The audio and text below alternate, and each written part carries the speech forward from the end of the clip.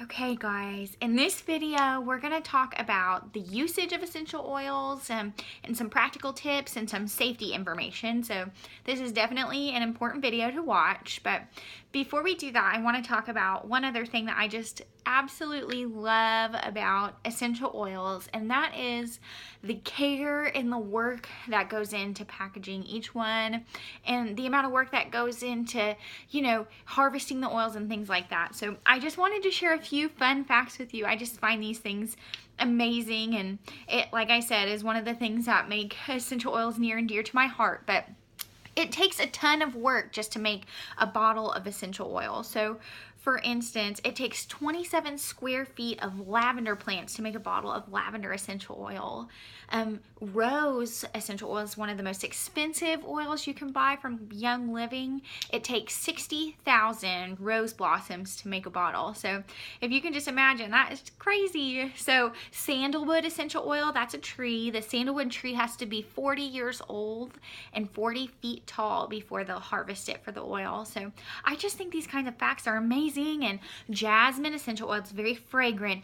The jasmine blossoms are harvested on the very first day that they open, before the sun gets hot, to ensure that the blossoms are at their very prime state for essential oil making. So if you can imagine, just those little details and knowing those things make you appreciate the oils even that much more. So I just thought I would share some of those fun facts with you. They're just some things that I really love learning about. But okay, so some questions that are very practical that need to be addressed are the cost of oils and how much do you get in a bottle and all that kind of stuff. So let's go over that. This here, I'm going to put these two bottles actually side by side. So they're two different sizes. This bottle is a 5 ml bottle. There's about 90 drops in this bottle. So when we're talking about essential oil application, we're talking drops. So add a drop or two to your forearm, add a drop or two to your temples, add a few drops to your diffuser. So a little dab will do ya, a little drop will do ya with your essential oil. So about 90 drops in a bottle, a 5 ml bottle, okay?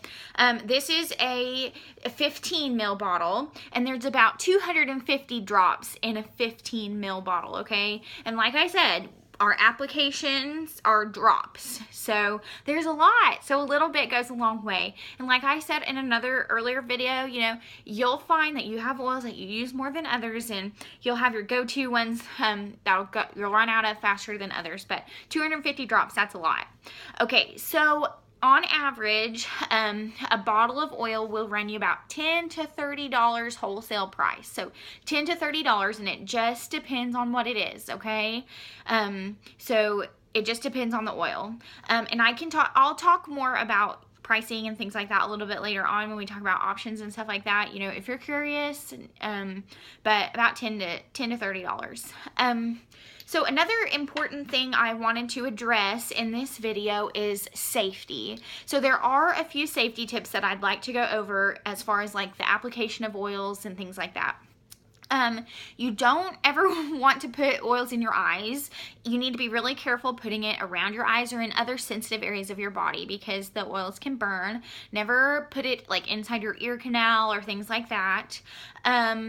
A lot of the citrus oils are photosensitive, okay? So if you put on a citrus oil, you need to be careful when you go out in the sun for 24 to 48 hours after applying it, because it can cause you to have a sun reaction. So when you're applying oils topically, be careful. If it's a citrus oil, you need to be wary of going into the sun. Now, each bottle of oil has instructions on the label. So if you ever have questions about how do I use this oil, is it safe to go in the sun, all that kind of stuff, it's on the bottle, okay? It's on the label, so just make sure to read that. In general, most essential oils are safe to use around children, but there are some that are not. So if you have kids, young kids, just shoot me a message or comment on here and I can talk to you more about that if you have questions about using them with your kids. But there are some that you should not use with babies and kids under 10 and things like that. So if you have questions about that, just let me know. I can't go over everything. I wish I could talk forever, for hours. But just ask me if you have questions about that. Some oils will, some oils need to be applied with what's called a carrier oil. So those are oils like olive oil, coconut oil, jojoba oil. Young Living has a V6 vegetable oil complex that can be used as a carrier oil. And I'll put some more information on here about that.